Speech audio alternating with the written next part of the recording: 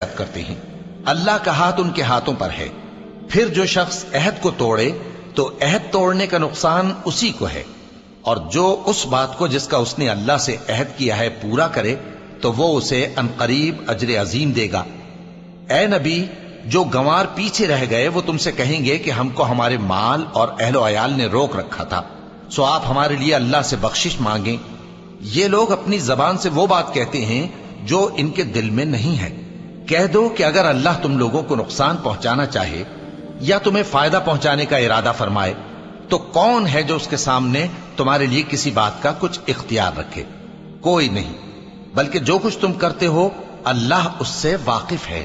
بات یہ ہے کہ تم لوگ یہ سمجھ بیٹھے تھے کہ پیغمبر اور مومن اپنے اہل و عیال میں کبھی لوٹ کر آنے ہی کے نہیں، اور یہی بات تمہارے دلوں کو اچھی معلوم ہوئی اور اسی وجہ سے تم نے برے برے خیال کیے اور آخر کار تم ہلاکت میں پڑ گئے۔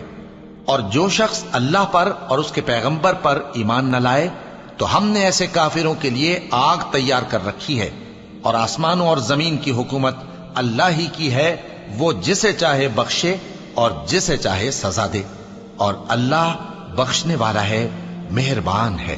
جب تم لوگ مال غنیمت لینے چلو گے تو جو لوگ پیچھے رہ گئے تھے وہ کہیں گے ہمیں بھی اجازت دیجئے کہ آپ کے ساتھ چلیں۔ یہ چاہتے ہیں کہ اللہ کے قول کو بدل دیں۔ کہہ دو کہ تم ہرگز ہمارے ساتھ نہیں چل سکتے، اسی طرح اللہ نے پہلے سے فرما دیا ہے۔ پھر کہیں گے نہیں، تم تو ہم سے حسد کرتے ہو۔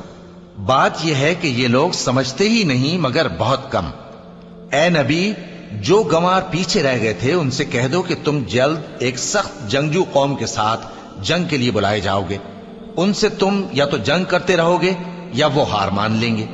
اگر تم حکم مانو گے تو اللہ تم کو اچھا بدلہ دے گا، اور اگر منہ پھیر لو گے جیسے پہلی دفعہ پھیرا تھا تو وہ تم کو بڑی تکلیف کی سزا دے گا۔ نہ تو اندھے پر سختی ہے سفر جنگ سے پیچھے رہ جانے میں، اور نہ لنگڑے پر اور نہ بیمار پر سختی ہے۔ اور جو شخص اللہ اور اس کے پیغمبر کے فرمان پر چلے گا اللہ اس کو بہشتوں میں داخل کرے گا جن کے نیچے نہریں بہ رہی ہیں، اور جو روح گردانی کرے گا وہ اسے دردناک عذاب دے گا۔